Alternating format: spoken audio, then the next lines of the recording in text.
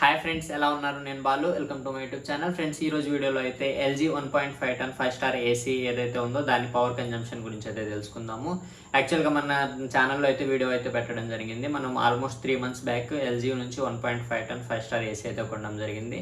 So ఈ రోజు వీడియోలో దాని పవర్ కన్జంప్షన్ ఎంత ఉంది అండ్ మనకి కరెంట్ బిల్ ఎంత వస్తుందని కంప్లీట్ డీటెయిల్స్ అయితే తెలుసుకుందాము. దాంతోపాటు ఏంటి అంటే మనకి సెంట్రల్ పవర్ యాప్ గురించి అయితే తెలుసుకుందాం అనమాట. ఈ యాప్ ద్వారా ఏంటి అంటే మనకి పవర్ ఇప్పుడు కన్జంప్షన్ ఎంత ఉంది అనేది తెలుసుకోవడంతో పాటు మనకి ఇప్పుడు మంత్లీ కరెంట్ బిల్ వస్తుంది కదా, అది వచ్చే లోపే మనకి ఎగ్జాక్ట్గా ఎంత కరెంట్ బిల్ వస్తుంది ఏంటి అనేది అయితే మనం దాంట్లో క్యాలిక్యులేట్ అయితే చేసుకోవచ్చు అనమాట. మీకు ఇంకోటి ఏంటంటే మీరు ఇంకా మన ఛానల్ని సబ్స్క్రైబ్ అయితే చేసుకోకపోతే దయచేసి సబ్స్క్రైబ్ అయితే చేసుకోండి, ఎందుకంటే అది మాకు ఒక బూస్ట్ లాగా అయితే హెల్ప్ అవుతుంది అనమాట. ఇంకా ఇప్పుడైతే మనం లేట్ చేయకుండా వీడియో స్టార్ట్ చేద్దాం. ఫ్రెండ్స్, ఇప్పుడు పవర్ కన్జంప్షన్ గురించి చెప్పుకోవాలనుకుంటే ఇక్కడ మనకి 3 సినారియోలు అయితే ఉన్నాయన్నమాట.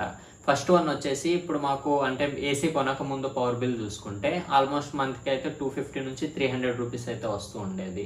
ఇప్పుడు నెక్స్ట్ ఇంకా సెకండ్ ఇంకోటి ఏంటి అంటే ఇప్పుడు మనకి ఏసీ కొన్న తర్వాత 3 months అయింది కదా, ఫస్ట్ మంత్ చూసుకునేసరికి ఏంటి అంటే మనకి అప్పుడైతే మనం ఏసీ అప్పుడే కొనున్నాం కదా, కొంచెం దీన్ని టెస్ట్ చేద్దాము అంటే నాకు అంతకుముందు ఏసీ గురించి కంప్లీట్గా ఏం ఐడియా లేదు. అంటే ఎంత పవర్ బిల్ వస్తుంది ఏంటి అనేది వినడం తప్పితే నేను ఎప్పుడూ ఎక్స్పీరియన్స్ అయిందైతే లేదనమాట.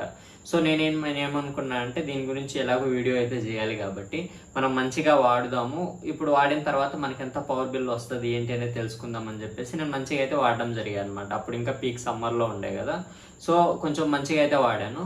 తర్వాత ఇంకా 1 month అయిన తర్వాత చూసుకుంటే మనకి కరెంట్ బిల్ అయితే 350 రూపీస్ వచ్చిందనమాట.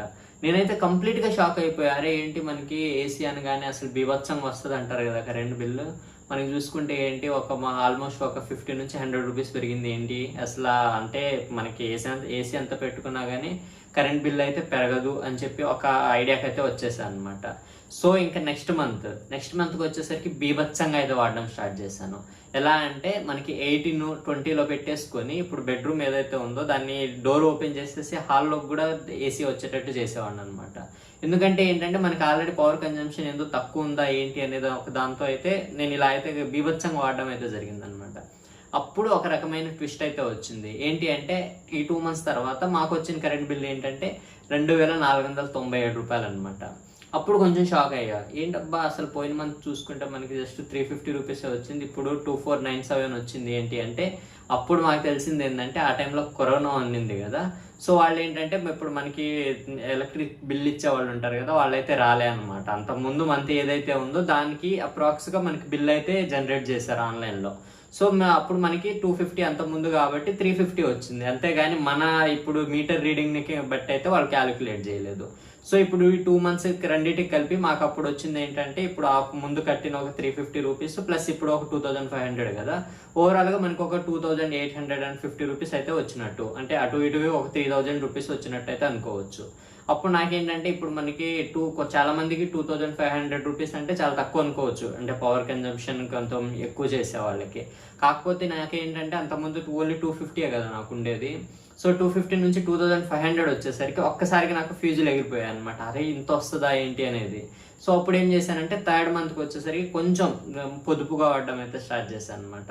ఎలా ఉంటుందంటే ఇప్పుడు మా కన్జంప్షన్ ఎలా ఉంటుందంటే ఇప్పుడు మధ్యాహ్నం అయితే ఒక 2 hours అయితే వాడతాము, మధ్యాహ్నం ఒక 2 hours, ఇంకా నైట్ అయితే 11 నుంచి ఒక 4 వరకు, అంటే ఒక 5 hours అలా అయితే పెట్టుకుంటాను. అంటే మాక్సిమం రోజుకి వచ్చేసరికి ఒక 6 hours అలా అయితే వాడుతూ ఉంటాను, 6 నుంచి 7 hours దాకా అయితే వాడుతూ ఉంటాను అనమాట. ఇంకోటి ఇప్పుడు ఈ లాస్ట్ మంత్ ఏదైతే ఉందో అప్పుడు మనకి ఎప్పుడు చూసినా టెంపరేచర్స్ 26 నుంచి 28 లోపే పెట్టుకుంటాము, అంటే కావాలనేం కాదు, మనకి ఆల్రెడీ ఎండలు కూడా తగ్గిపోయాయి కదా. సో 26 నుంచి 28 అయితే ఐడియల్ అనిపించేసి అదే టెంపరేచర్లో అయితే పెడుతూ ఉండేవాళ్ళం అనమాట. సో తర్వాత నాకు వచ్చిన కరెంట్ బిల్ ఏంటంటే 650 రూపీస్ అనమాట. సో ఓవరాల్గా నాకు ఒక ఐడియా వచ్చింది ఏంటి అంటే మనం నార్మల్గా వాడుకుంటా ఉంటే మనకి పవర్ కన్జంప్షన్ అనేది చాలా తక్కువ వస్తుంది, మనకి కరెంట్ బిల్ చాలా తక్కువ వస్తుంది అనమాట.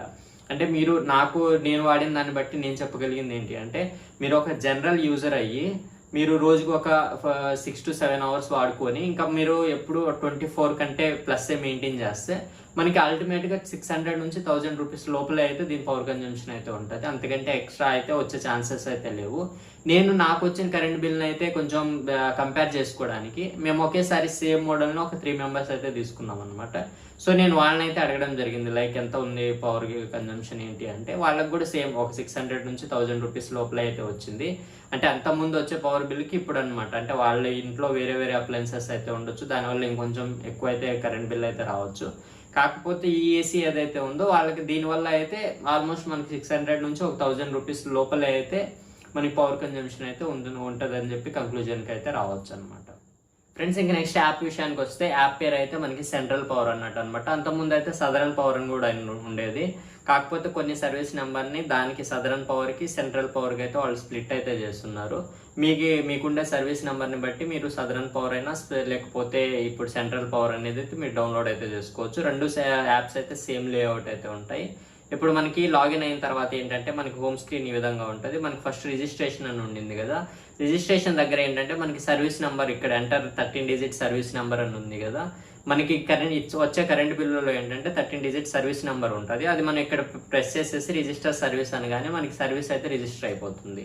నెక్స్ట్ మనం ఓన్లీ పవర్ యూసేజ్ గురించి మాట్లాడుకుంటున్నాం కాబట్టి కింద ఇక్కడ చూడొచ్చు మై యూసేజ్ అని ఉండింది కదా, మై యూసేజ్ని అయితే మనం ఒకసారి క్లిక్ చేయాల్సి అయితే ఉంటుంది. ఇప్పుడు దాన్ని క్లిక్ చేసిన తర్వాత ఏంటంటే మనం ఎన్నైతే రిజిస్టర్ చేసుకున్నామో సర్వీస్ నెంబర్లు, అన్ని రకాల సర్వీస్ నెంబర్లు అయితే ఉంటాయి. మీకు ఏ సర్వీస్ నెంబర్ కావాలో దాన్ని అయితే ఒకసారి క్లిక్ చేయాలి. ఇక్కడ క్లిక్ చేసిన తర్వాత చూడొచ్చు మనకి ప్రీవియస్ రీడింగ్ ఎంత ఉంది అనేది ఇచ్చున్నారు. ఇప్పుడు మా ప్రీవియస్ రీడింగ్ చూడొచ్చు 1920 kWh అయితే ఇచ్చున్నారు. అది ఎప్పుడు 7th జూలై అనమాట, రీసెంట్గా అయితే తీసుకున్నారు కదా.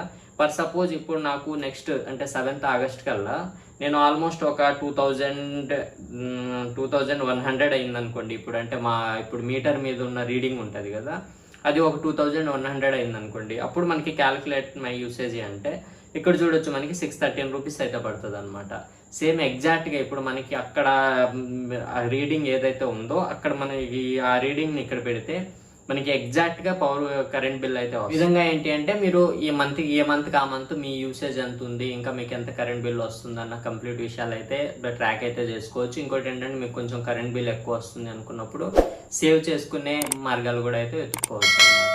ఓకే ఫ్రెండ్స్, ఓవరాల్గా ఇది వీడియో అయితే మీకు నచ్చింది అనుకుంటున్నాను. నచ్చితే లైక్ చేయండి, మీ ఫ్రెండ్స్తో షేర్ చేయండి. ఇంకా మన ఛానల్కి సబ్స్క్రైబ్ చేసుకోకుండా ఉంటే దయచేసి సబ్స్క్రైబ్ అయితే చేసుకొని బెల్ ఐకాన్ అయితే ప్రెస్ చేయండి అనమాట. ఎందుకంటే మన దగ్గర నుంచి ఎటువంటి అప్డేట్ అయినా మీరు మిస్ అవ్వకుండా అయితే ఉంటారు.